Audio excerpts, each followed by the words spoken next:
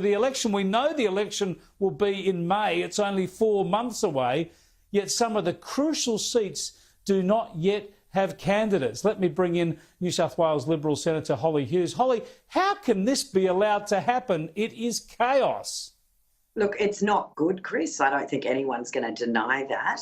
I used to sit on the state executive of the New South Wales division and the federal executive, but I was on the state executive for around 14 years. I've never seen an executive function like this. I think one of the problems is, and you might recall, there was a series of reforms around plebiscites. It was known colloquially in the party as the Warringah reforms. And they boosted the numbers of participants on state executive to 30 people or around 30 people. I mean, that is just an unworkable number of competing interests in a boardroom, which is in effect what the state executive is. So I hope the games are coming to an end. Holly, people's eyes just glaze over when they hear about the internal machinations and this sort of detail, as they should do. The point here is this could cost you government. In order to hold on to government, Scott Morrison needs to win some extra seats in New South Wales to balance inevitable losses in Western Australia and elsewhere. Yet in some of those seats that are narrow Labor seats that you need to win, you have not got a candidate. Those candidates should have been on the ground a year ago, becoming well known in their community, trying to pinch those seats from Labor, and it just can't happen. Now you haven't even got them in there yet.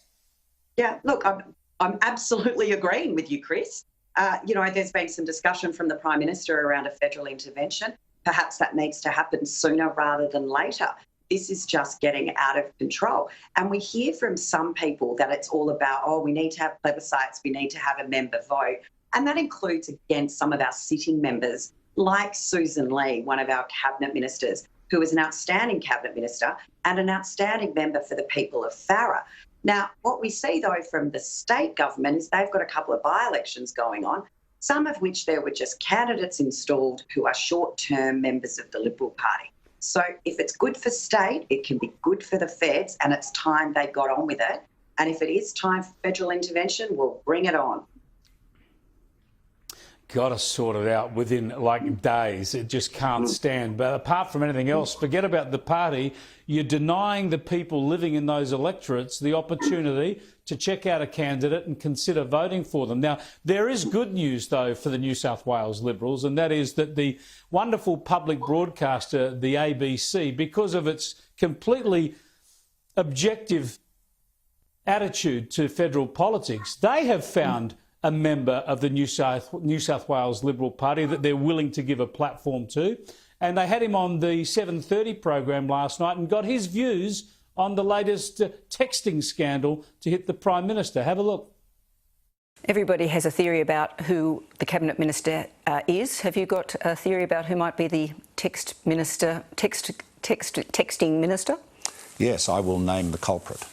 Right. Yeah. It was Colonel Mustard in the library with a smartphone.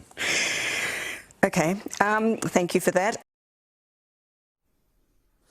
Must be reassuring for you, Senator, to know that there's always one Liberal the ABC's willing to hear from. Oh, I think they like to hear from John Hewson as well sometimes. You know, anyone who's a bit bitter and twisted, the ABC welcomes with open arms. So I didn't actually see the interview last night. I have seen a couple of reports about it that someone said they couldn't tell what side of the political spectrum Mr Turnbull was sitting on. So I'm not quite sure. I'm going to go back and watch it, but I don't spend a lot of time watching Laura Gatinga if I can help it. No, I didn't see it either. I did read the transcript, though, and Malcolm Turnbull sounded a bit like the ex-Prime Minister of France rather than the ex-Prime Minister of Australia. But we better leave it there, Holly. Thanks for joining us.